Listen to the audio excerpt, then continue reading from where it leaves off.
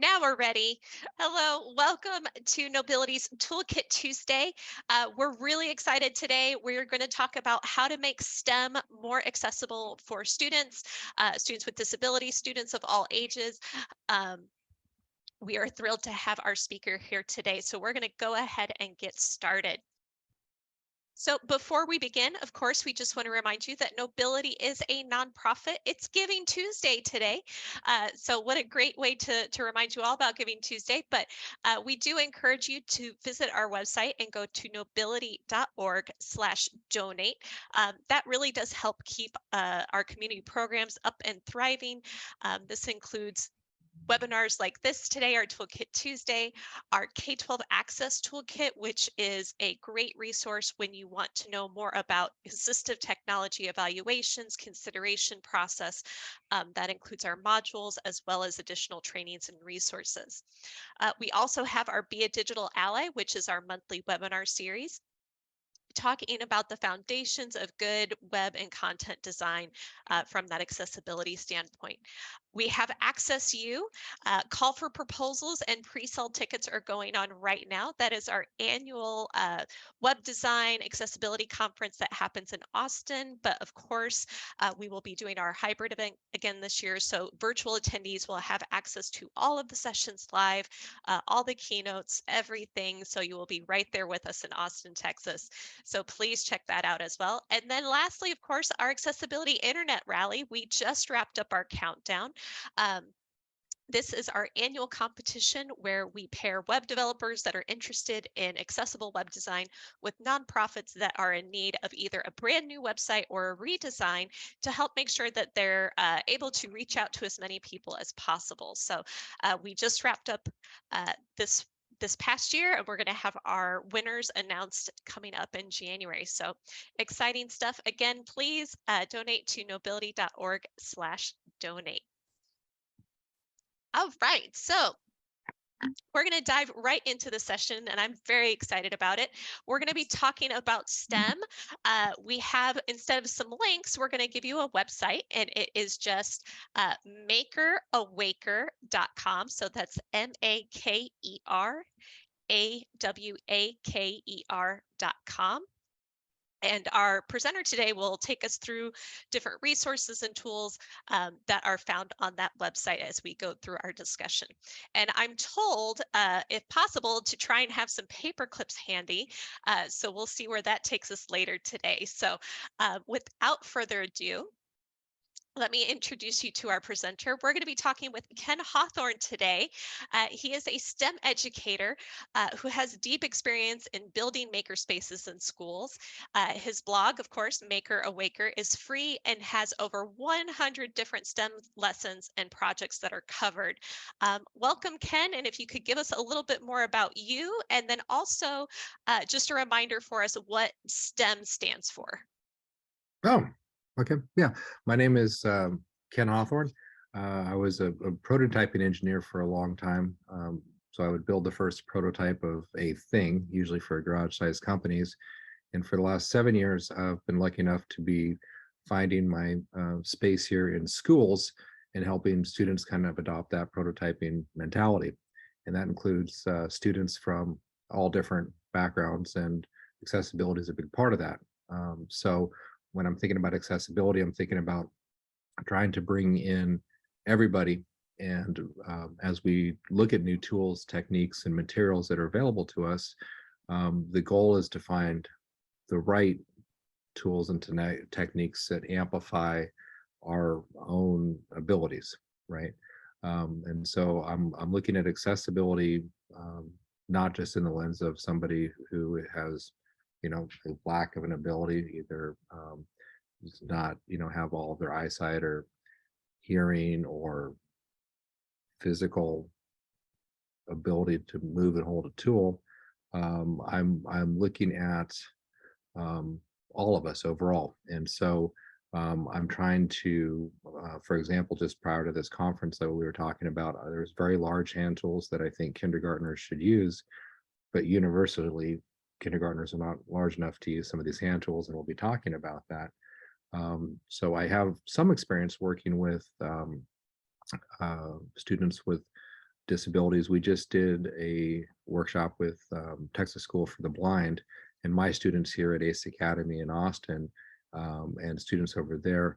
One of the things we do, I can explain it further, but we basically teach students how to pick locks, and not like a bobby pin into a lock, but like actually be able to pick any lock they encounter as kind of a physical analogy for life, which is there should be no black boxes, right? There should be no, if you want to understand a process, there shouldn't be, it goes here, and then something magical happens, and then it comes out the other side, right? So I think the sense of agency is really what I'm trying to awaken all of my students and all the people that I work with. Sense of agency is defined educationally as your belief that you can move freely in the world around you and mold it to what you want. And so lock picking is just a great physical life analogy for that. I can start kind of taking us through the site if you want to. Sure. Yeah. Let me just to remind everybody who's joined us, I'll be putting some links in the chat, but if you have questions, I will be following chat, but also Ken, I'm sure you're probably okay if people just kind of jump on the mic if they've got a Please. question or something Yeah. like that. All right, we're pretty informal today, so feel free to jump in, ask your questions, but I also will be following along in the chat if you don't feel like jumping on your mic today. So yeah, I know I would like a little bit more information on the lock picking work that you did and kind of how that came about, and maybe talk us through some of the maybe not necessarily accommodations, but how, what role did your students with visual impairments play, and how did you adapt for those? Totally, absolutely. Is it possible to share my screen? Yes, you are good to go. Good. Let me figure out, now I have to figure out where the tab is. The embarrassing give me a second. I'll do, it's only been a few years of COVID. It's a share screen. Okay, I just prefer to share my whole screen because it's just easier. Okay, this is my whole screen. Can everybody see it? We're good. We're all on the same website. Okay. Generally what I try to do is just everything on here is stuff we're actually working on. And I think by going through some of these tools and techniques, it's going to be super duper useful. So it is very STEM oriented. And one of the things that I think you were saying, you were asking me to define STEM again. Is that right? So STEM or STEAM, STEM is science, technology, engineering, and mathematics. And I think what happened about 15 years ago is science classes weren't progressing along with some of the technology and mathematics, and we wanted to get things a little more in real time. I remember looking at a science book that said there's 3 forms of carbon. Well, there's 18 different types of carbon variants, right? So you have buckyballs and everything else. So just so keeping things, I think the purpose of STEM or STEAM when you add the A is keeping it connected to society. So it's not the same textbook all the time, right? Look, science moves along and technology moves along, engineering moves along. So trying to get teachers a little more into the real world. So that's generally STEM. And STEAM if you add the A. Maker spaces are, they're the new, I'm not going to say fad, but people my age grew up with shop class. So metal shop, wood shop, right? There's also home ec class. And I'm really glad to see that the pendulum has swung back because we got away from that into just book learning. So I would call a maker space as a room that we used to call shop class, but you're adding some abilities to do some coding or to work with some electronics. So my job as a makerspace curator is to have our students find things they're interested in building, curate the tools, like the physical tools, the materials, the things that are being made together, and the techniques, kind of like the workflow. Well, if you're interested in doing this, start here, move over here, and kind of that workflow that can go from digital to physical. Again, so that's kind of what we're doing. We're in the ACE family makerspace now. ACE is an academy for students that are generally gifted learners. Quite a few of us, including myself to some extent, are on the spectrum. And so we're in here and we are meeting each student kind of where they are as far as it was amazing when I first started here at ACE. I thought, just because I have a more, I don't know, just like a deeper experience with screwdrivers and hammers and stuff like that, that I could give a kid a screwdriver and they could drive a screw into a piece of wood. But it turns out that that's not a totally common thing. So we had to kind of start where everybody was on their skill sets and take it from square one. So yeah, we're in the makerspace here, and I've got a set of tools which kind of are the physical learning. We call it the learning artifacts, right? So I've got some physical learning artifacts and specifically the tools from some of these things. So okay, yeah. So back in October, two different kinds of schools got together. It was definitely not a school for the not blind helping a school for the blind. This is not it. I have not a coworker, but a person who does the same role at the Texas School for the Blind, a makerspace curator. His name is Chris Carell. And we were having a conversation about the different abilities of each of our student sets. And so we talked about our shared, yes, there's a lock picking club in Austin and we both belong to it. So outside of our own schools, this is just kind of like lock sport, a hobby. And we were just talking about how do we want to interact with our students since they're like 5 minutes away from each other? What kind of challenge could we propose? You don't need to click on it now, but we basically went down to, sorry, my phone's beeping. Let me turn that off. I get it to mute. Okay. We went and looked at the pedagogy of lock picking. And so when a person learns to pick a lock, there are hand tools that I'm getting for you now. This is a lock holder, right? So like a lock from a door there. And in the movies, when you're lock picking or you're in a dark alley somewhere, the criminal usually has two tools. It's never one tool or the other. And the two tools are kind of the pick to manipulate the pins up and down and a turning tool.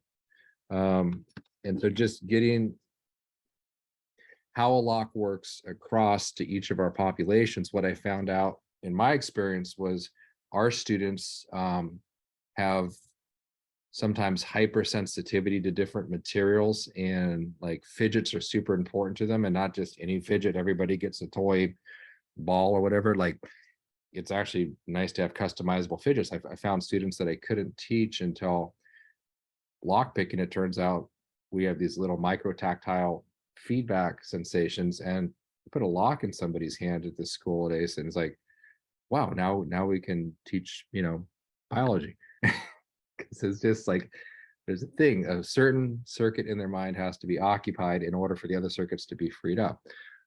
So I was talking to Chris about how this lock picking benefited our students, and the question came up, not would students who are at various levels of sightedness be better or worse at lock picking, because that's a completely diverse population on a totally huge spectrum. So you can't just say somebody's completely blind. But the way the brains are wired, if you have somebody who doesn't have all of their eyesight and they are used to navigating through the world with a lot more tactile and sound feedback, how does that differ from somebody who can't start thinking about learning biology until their tactile senses are engaged? They're just two different populations. So we decided together as a group here, our students would start off, okay, well, we're good at lock picking because our students have been doing it a little longer. How do you teach it? Like, what does that look like? Is there like a lock picking book? And so we started to make models. The model on the left, the larger one, is a model that's been around a lot in different lock-picking clubs. Yes, there's lock-picking communities all around the country. You name your city, if there's over 50,000 people, there's a lock sport club. But this is like an open source kind of model. This is that larger one, and you can see that it was designed for somebody who is sighted, right? And then this model over here, our students were working together with, well, it's not that we want to make the model better for just people who don't have 100% of their vision.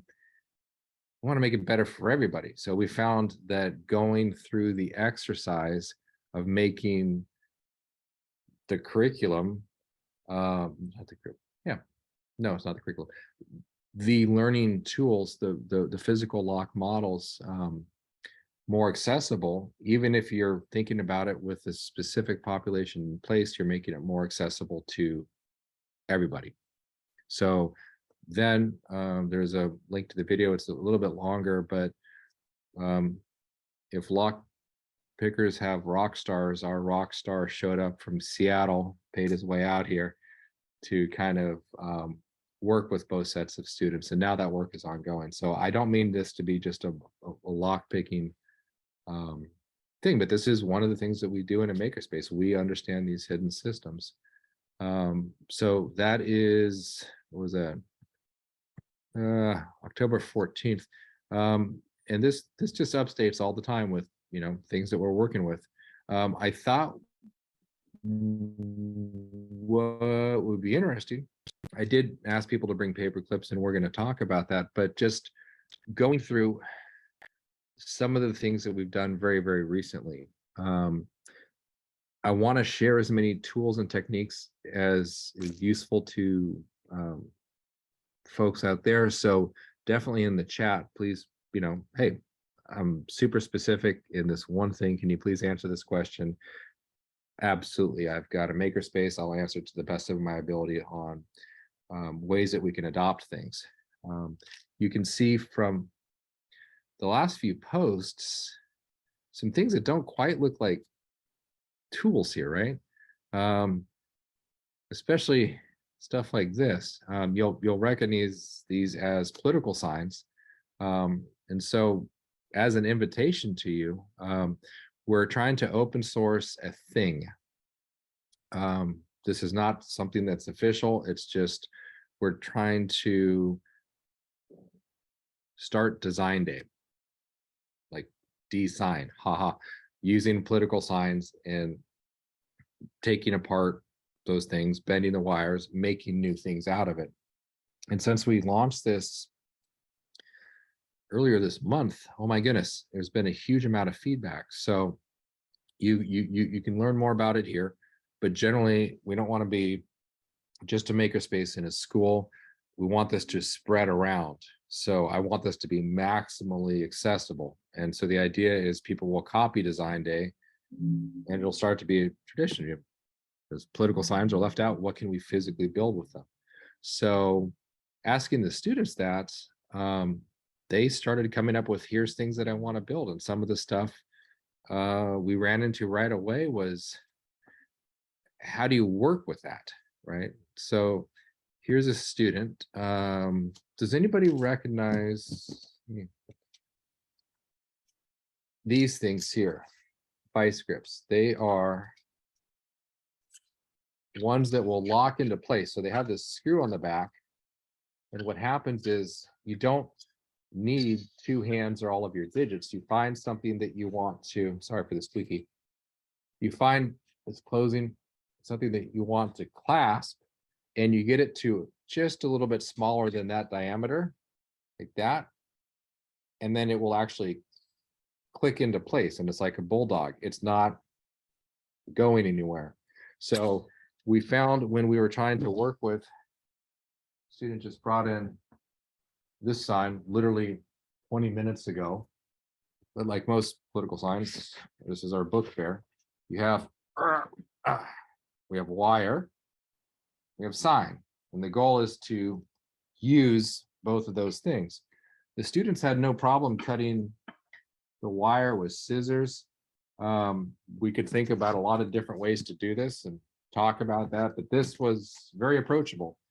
This is third and fourth grade, so not yet super strong bodies. So this part, we thought about what we can do, make scale model boats, make a real boat, familiar, accessible to more common household tools. This thing, not so much. If you take a regular set of pliers on here and you bend it, yeah, not a lot's going to happen. You can make a really crappy bend, like that, but how do you make a precise bend? The idea would be, the students were thinking about immediately, the first thing they came up with was we should design a Lego set. And that doesn't mean recreate Legos. What it means is the students wanted to think about, how could you cut corrugated pieces of plastic? And then, for example, well, how do you make 100 of these wires cut up that are all exactly the same? Because if you can figure that out, then the wires slide back in. And so the students were most excited about not building a thing, but building, what Something does that they that look could like? rebuild. Yeah, Right. they could So build several different things with the same yes, pieces over and yeah, over again. Yeah. exactly. So the system, right? So we need to design the system and then share that out, because these political signs are all over. So if we made a tradition that other cities started to copy, we can't, like, it's not practical to say everybody times a million across the country go buy vice grips. The vice grips probably would love that idea, and I highly recommend them. But okay, but we don't all have that. Like, what can we do to lower the bar? And the first thing I did, even with the vice grips, you can see, oh, I can't really see his face there, but he was like, "Arr." Okay. So if you don't have all your digits, if you don't have sight enough, if it's just not coming together, it's not going to be like, well, tough kids, we're not going to use that material, right? My goal is to curate that accessibility. So what we did, I can show you, is the students started coming up with, okay, well, the goal is to bend the wire around a certain radius. These were made and designed on, what is it, Wednesday today? Tuesday? Tuesdays today. Tuesday. These were made yesterday. Okay, that is half-inch thick, 2-inch wide. Looks like it's harder than pine. And we can go deep into what power tools that I think are most accessible and safety. Like that's super easy. But just say you have a drill press or a way to make a hole. They made 1/4-inch hole, and it chose to make it, is that about 1/3 of the way over? Then a handle here, which is just Gorilla Tape. And these two girls, this was fourth grade, two girls were looking at this, how can we easily bend metal, or more easily? And they thought, well, we take off each of these legs, and I can talk about that. That is a specialty tool, but there's a lot of different ways to do it. Take off that leg. And again, I'll show you that in just a bit. Why don't we do something where we work in teams, a pair, and we have one person standing over here with their hands this way, ready to torque it this way. We have one person standing over here, ready to torque it this way. And then the two students together, they're each applying torque. And it's really easy for the eye to see when something's at a right angle. Right? Oh, nice. So Yeah. it's the idea of, instead of using something like a standard vice grip, but finding a way to utilize students working in pairs with a variety of different tools. Oh, okay. Somebody actually wants you to dive into a little bit on the power tools that you think are most accessible. Okay. Can we get a little bit of background just on what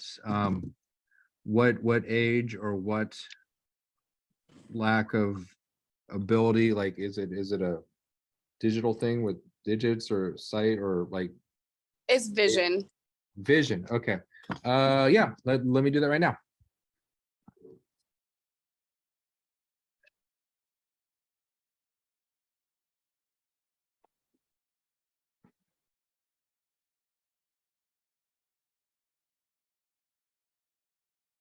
Grabbing off camera here.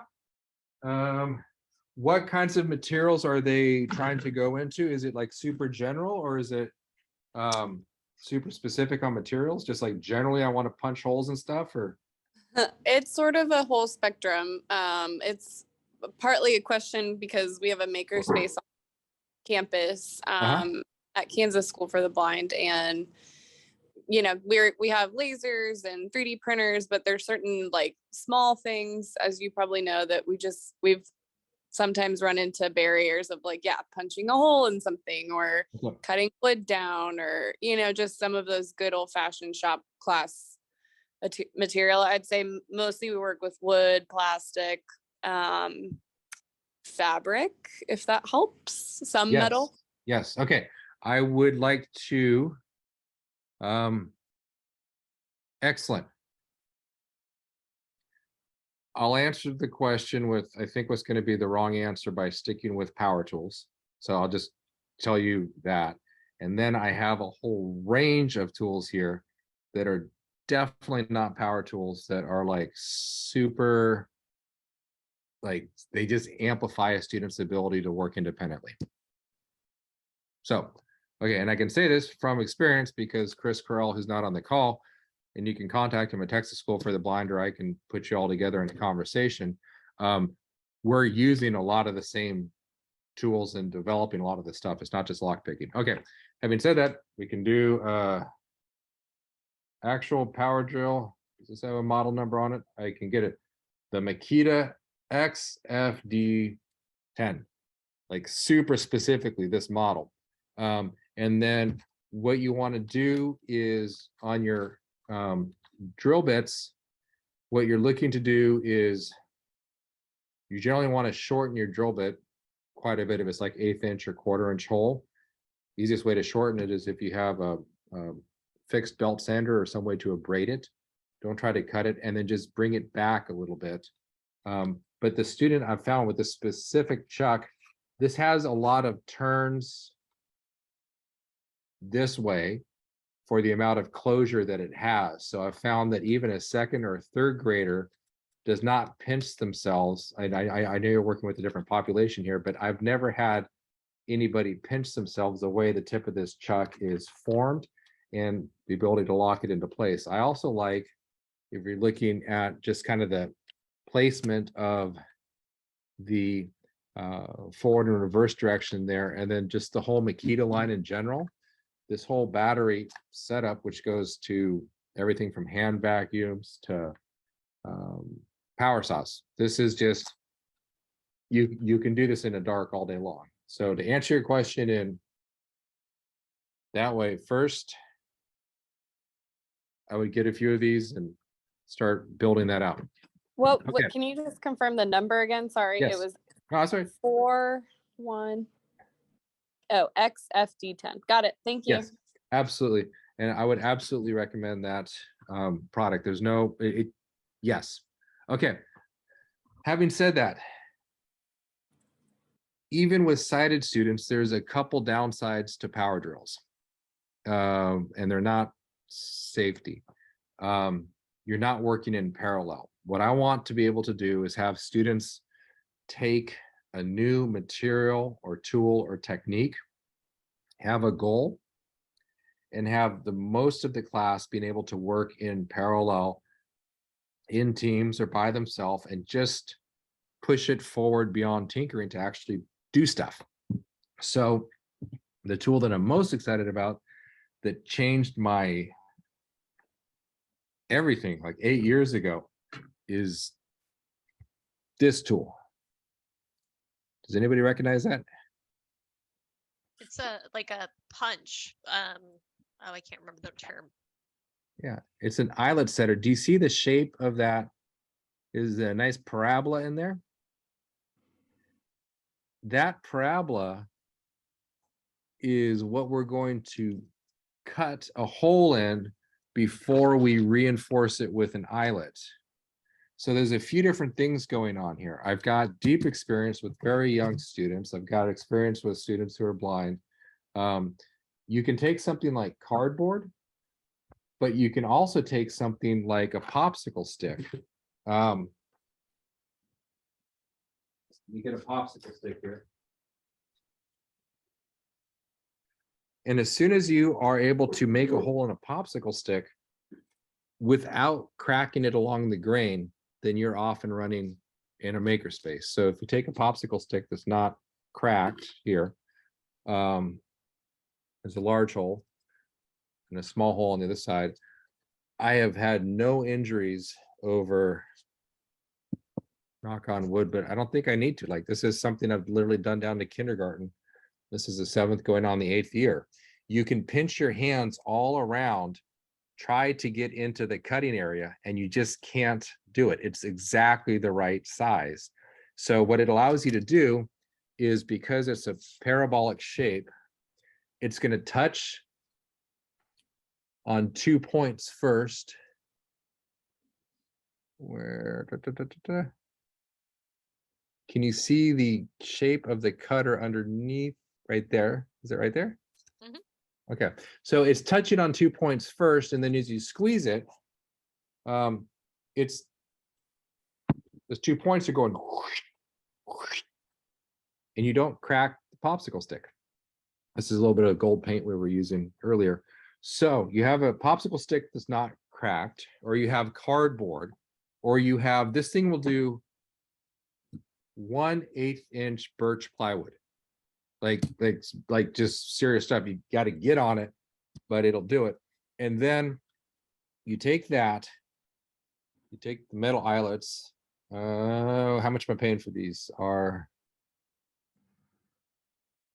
like $1,500 for $15, something like that. But the reason we want to put a metal eyelet in there is wood can still crack along the grain. And this is so well designed that you can feel in here, you can just feel there's one tooth that wants to go up and down, and then there's one tooth that's fixed. If you take the tooth that wants to go up and down, you can feel on the eyelet where up and down is over here. Bring it together. You don't need to see, right? You can feel this happening, and then you're just rolling that back, and then you've got a back and a front. As soon as you have a back and a front, you can do this in cardboard, you can do this in wood, but now you're able to have a durable rotary joint. If you have a durable rotary joint, then we can go to the next level, which is taking, put up so many little goodies here. This is a completely different thing. We're trying to explain the inside of a ratchet. Actually, that's red on red. That looks terrible. Here. We were making models in CAD of what does a ratchet look like? You know, why does it make it sound? How does it work? But you'll see these nylon screws all over my makerspace. The nylon screws can be cut with wire cutters very easily. It doesn't mess up the threads. So you're able to take something where you put a hole in it, and now you have a screw, which is just the right tolerance to go through and not have any slop, cut it to length. So then you're making linkages in complex machines right away. Cardboard is the same thing. You see, it's easy to punch a hole in cardboard, but punch a hole, then put a durable rotary joint in it, an eyelet, and then you're building very quickly in parallel. This single tool, and they have like related tools. Here's, how do I pull this? This is, we've been doing a lot of cans this year. If you're ever interested in it, there's a really quick one. I haven't posted the technique, but taking aluminum cans and then adult volunteers cutting them down to stock. You just chop off the two ends and then cut it. Then you have a rectangle. And then what you do is you come across with a, it's not a guillotine cutter. What's the big scary paper cutter? You know what I'm talking about? I call it the big scary paper cutter. I feel like Big that's scary what should- paper cutter. Okay. So you just cut off the two ends, side rectangle. And if you do it with the big scary paper cutter, this is a prep for an adult to do. But you end up with 500 sheets of like aluminum can that are just flat now. When you do that big scary paper cutter, the edge becomes not sharp, right? So then students are able to like quickly prototype, you know, three-dimensional structures. When you start going into three-dimensional structures, then turns out this inside is perfect with the cake pop stick. And then a cake pop stick can go through here. I can go deeply, deeply into this. There is, and I feel passionately about it. So if you're at a school or makerspace that you like, I'm not going to be able to buy the stuff, but if you got some hand tools and wanted me to jump on a call with the students and just kind of walk through getting going, I'm very happy to. This is the 1/4-inch punch version here. And it's the same thing, except with a 1/4-inch punch, you're able to come in. This would be a little bit large for an eyelet, but grab the straws here. This specific brand of paper straw, well, that fits in there really, really nicely, right? And so you could imagine if we could take that, or this is a nylon washer that's spaced for those screws I showed you earlier. Well, that can just slide in there, and then you can put a screw in there, and then you've got another rotary joint. I think my point is with 2 or 3 or 4 hand tools, if you're not working with like these students, we're trying to solve a specific thing with bending wire. If you're generally into a makerspace and you're just like, I want to build, not worry about student injury, there's a set of 5 or 6 hand tools I'm more than happy to send you. In fact, I was working with ACC right now. I've got, that's something that I should do for this. I should be accountable for, I don't have the link now, but I'm happy just to open source that list to everybody, and it'll have all the screws, all the tools. This is a ID card punch for punching ID cards, but it does exactly the same thing, except if you go here, you can start putting it in the slot. Now you have the ability to move the screw back and forth. That makes sense. So yeah, that's like super duper exciting to me. So if there's any makerspace and it's specifically for students who are sight impaired, I'll make time to walk you through these things. But with a few hand tools, people can be building quickly in parallel. Does that kind of answer your question?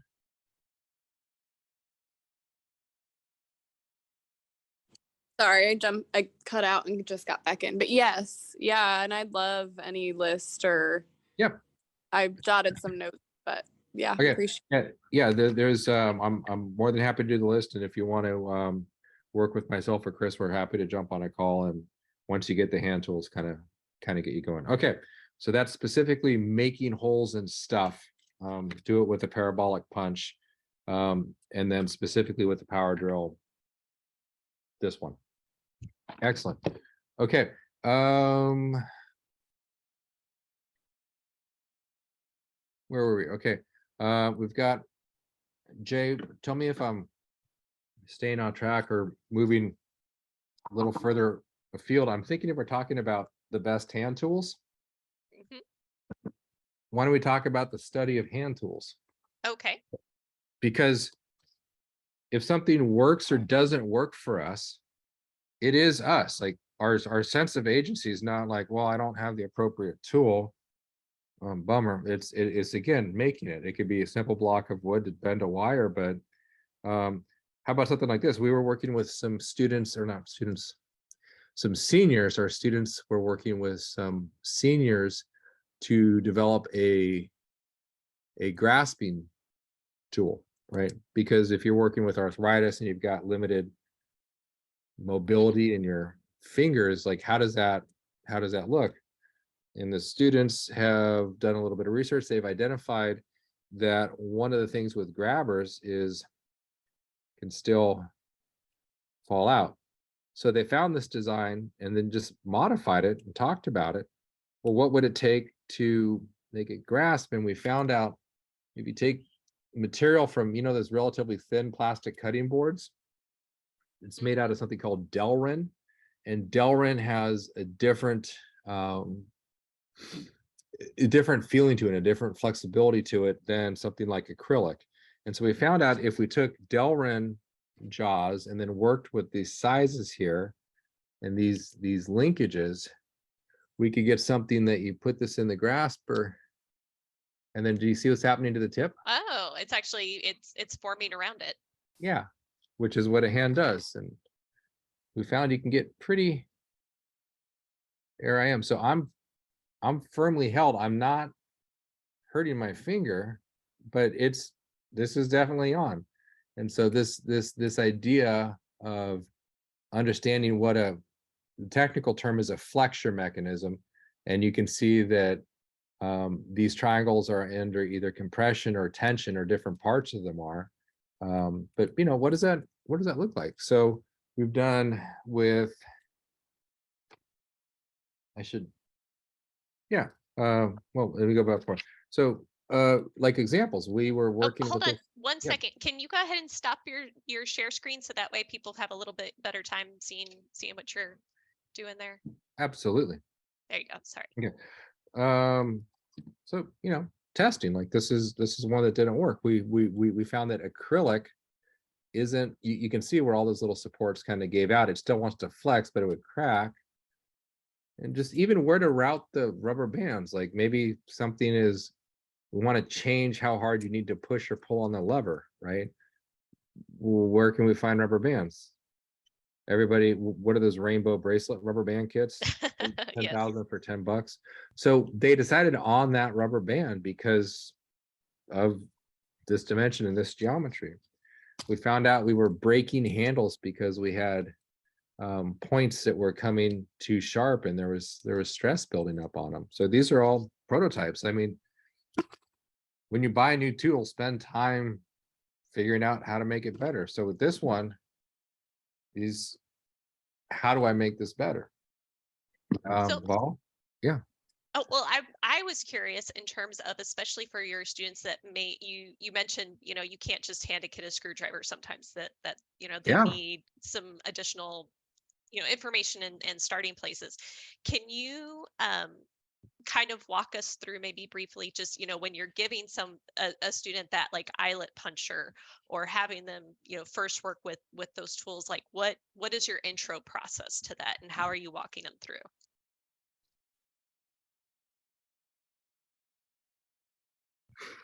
I think it gets better with the experience. I want to know, like seriously, like the crappiest lesson I'm going to give on that tool is the first time I give the lesson on the tool.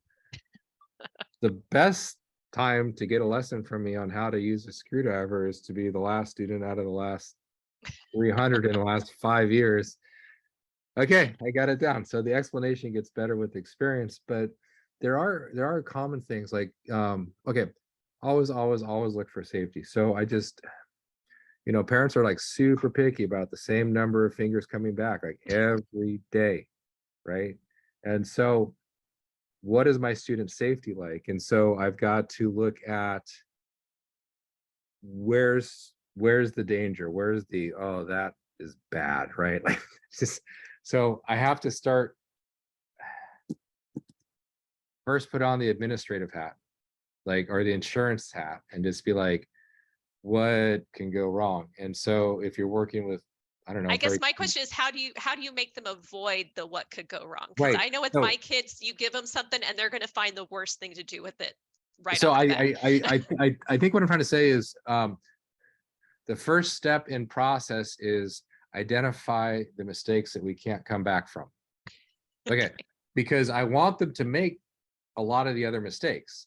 So what I'm trying to clarify is, like if you poke your finger with a screwdriver and you got to go get a Band-Aid, that's fine. That's all right. But you need to be showing students, if you're using this to pierce something, what I don't want is an injury that goes all the way through the hand, right? That's too much. I don't ever want that to happen. And so we have to talk about, well, we're always standing up over a table, pushing down. We're never, ever on our legs. We're just looking for the thing that you're pushing on is not on you. Stuff like that. So I try to clear as much of that as possible. So I'm looking at hair getting into this is called the chuck, right? And then as soon as the hair gets, so try to keep my students absolutely safe there. And then I'm ranking it on, I want them to discover some things about the tool that need to be discovered. So setting the correct direction, that little parabolic cutter, if you cut it 90 degrees across the grain, it's more likely to crack. I'm not even going to cover that. I'd rather that you find that on your own. And then it comes to like the middle ground stuff. Soldering iron. 2 ways not to burn yourself. 1, listen to my instructions. 2, do it 1 time. Either way, you're going to learn not to burn yourself. That's kind of like the middle ground. So once I've kind of get the safety mapped out, then I'm switching over to how am I going to have a student use the tools. And I've found that visually holding it up and showing them, and now you repeat, loses a lot of information. So if it's possible, I'm going to step behind the student and I'm going to drive their hands.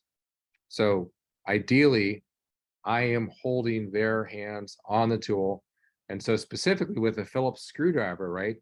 The problem is they're not pushing as they're twisting. So it keeps jumping off. I need you to push, hold. Can you feel the screwdriver? It has kind of a cross shape. Can you feel that you're generally at perpendicular? Can we feel that? Are we located all the way in? Okay, and then at the same time, I'm pushing on the student's hands so they can feel that. Now, as we start to turn, and it's never a visual explanation if possible. It's always, I need you to feel the feedback on the tool. So you're essentially finding a way to kind of do that step by step, but checking in with them continually to make sure they're getting that tactile feedback. Yes. So to start, it's let me not show you. Let's do this together. My hands over your hands. And then what I try to do to not get bogged down is safety allowing, have one student who sometimes might be the behavior issue in the class. Sometimes students who are really good with hand tools are really bad at, staying focused. So just take a student and just go, hey, you now know how to use this. I'm done. So when people need a lesson, they're coming to you, and then you spend a lot of time showing that student how you taught, which was you are using your words, you're using your hands over somebody's hands, but you are definitely, most certainly not picking it up and talking to them while you do it. And so trying to get a first or second advocate in the classroom who takes great pride in, I'm not only teaching, I know how to do it right, like Mr. Hawthorn's doing it. Excellent. All right. Well, we have a few minutes before we're going to wrap up. So if anybody has any additional questions, either about specific tools or any recent projects, I'm curious with your with the designs. So that is your project where you're going to be recycling all these different political signs and things like that. And I know that you've put on the website some of the projects. Now there's something happening in January. Did you want to tell us a little bit about what that one's going to be? Yeah. So what's happening is we've come up with a concept that we want to have shared across all the different schools and makerspaces in the country. The purpose of this thing is to have it replicated. So this is an environmental thing. What do we want to do? Almost like a new holiday. It's called Design Day. Well, what do you do the day after elections? Well, for the people who have not removed their signs, and if they're not in a runoff or whatever, you can help them with that. And so we have, I don't know, hundreds of signs. You can check the blog post probably tomorrow. It's a lot, like several 100 pounds of signs. So here's what happened. We got a parent to find us a space to hold like 100 people. That's a brewery. The brewery's like, that's cool. It'll be full of parents that want to have beer. And then over the next 2 months, here's what's happening. My students are developing further tools and techniques on how to work with this coroplast material, the corrugated sign material, and the wires. And then on January 17th, they're going to, maybe 20 students and 100 other community members will learn along with our students. The idea is to have this just copied, just copy left. It started over in Austin, as a lot of amazing stuff does. And then there's no barrier, there's no organization, there's no nonprofit. It's just the school in Atlanta is like, that's a great idea. Awesome. Here's literally the projects, and here are the tools and techniques. Please go. Nice. That is the entire purpose of it. And you said that the projects that are going to be created and shared out, these are things that students are essentially developing and designing. They are developing it, they're designing it, they're talking a lot about, we're not saying we're putting it on a laser cutter. These is all like low tech. Like we found kitchen spatulas that are 1/8 of an inch thick, used with the meter stick, push this direction, we'll score it. So the first time our students will have developed, I'm hoping 50 or 60 little techniques. And then next year, it's just out there. There's going to be a set of PDF pages. There's going to be a website that's accessible. And I don't think mine's there yet. I would be one of those website people that would love to get some help with that. I want my website to be more accessible, but there would be, here's 8 different ways to accomplish what you want with 8 different household items. And then I think if we can get it there, then that's the natural pressing for the PR. If you send a press release to the newspaper, our local school is recycling signs and everybody's available, come on by. The politicians can come by and learn from our kids, because our kids see a sign as a building material, right? It's a different, I think it's beautiful for the adults to go, oh yeah, it's not all about us, right? I mean, like they're trying to help the city, but I don't know, there's something there. Yeah, no, for sure.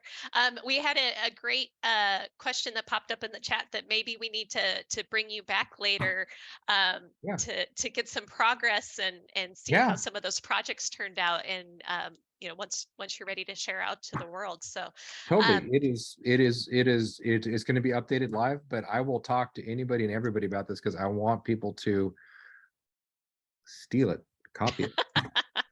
Excellent. Well, we are happy to help steal. So we are wrapping up for the day, but I just want to say thank you, Ken. This was great. Sure. I really liked hearing, for me, it's all about that process and how you introduce the students, especially to new materials and techniques. So this was great for me. I know we're looking forward to getting your links and all your goodies in terms of your favorite power tools and things like that. But yeah, I'd love to see you again, maybe in the spring. Sure, absolutely. And And I'm accountable for, I will, as soon as we get off this call, I will see if I can find the file and send it off to you. It'll just be access in a Google Drive. excellent, excellent. And so as we wrap up, I'm just going to remind everybody that we have our library for our K12 Access Summit. And what we'll be doing not only with our previous summer conference that we had, where all of those videos are stored, but we will also start transferring all these Toolkit Tuesdays into the library in the next year or so. So just be ready for that. So the idea is we'll have them available on YouTube for a brief moment of time and then store them long-term in that library. But if you are interested in accessing our K12 Access Summit, this was over 12 hours of just really great content looking at inclusive practices across the board from teachers to administrators. Please go ahead, fill out that form, and then that will get you signed up and into the Access Library. And then also we have our feedback form. We greatly appreciate it. Let us know not only how you liked this session, but if there's other topics you would like to know more about. Also, we played around with the time a little bit today. This was our first time trying an afternoon session instead of our kind of lunchtime hour. So let us know if this time is working better for you. So that way, we want to make sure, of course, everything's recorded, but sometimes you really want to be there live and be able to directly talk with the presenters. So we want to make sure these times work best for you. So please go ahead and fill that out. It's going to be bit.ly/NOV, so NOV with a capital N, toolkit with a capital K or T, excuse me, and then survey with a capital S. Oh, the feedback is, oh, all right. I will make sure that that is clickable in just a second.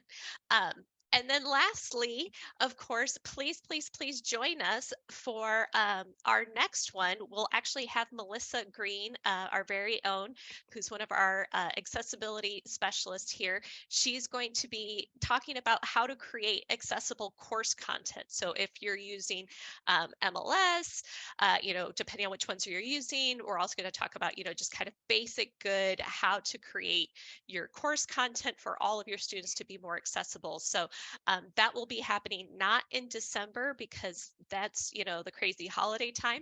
So we'll take a break in December, but we'll be back at the end of January and we'll go ahead with that afternoon session again. So I will put that link in the chat as well. And if you're not able to click on it, if you copy paste the links, it should take you right to it. But I will make this next one with the TTPS. But to get information on all of our Toolkit Tuesdays, again, it's another bit.ly, so it's bit.ly, and then it's just going to be Knowbility Toolkit Tuesdays. It'll be a capital K, capital T for Toolkit, and then a capital T for Tuesdays.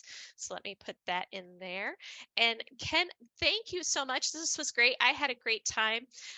This is always the kind of stuff I like to talk about. So I hope everyone learned a little bit something, and we'll see you next year. Oh my gosh, exciting. Thank you.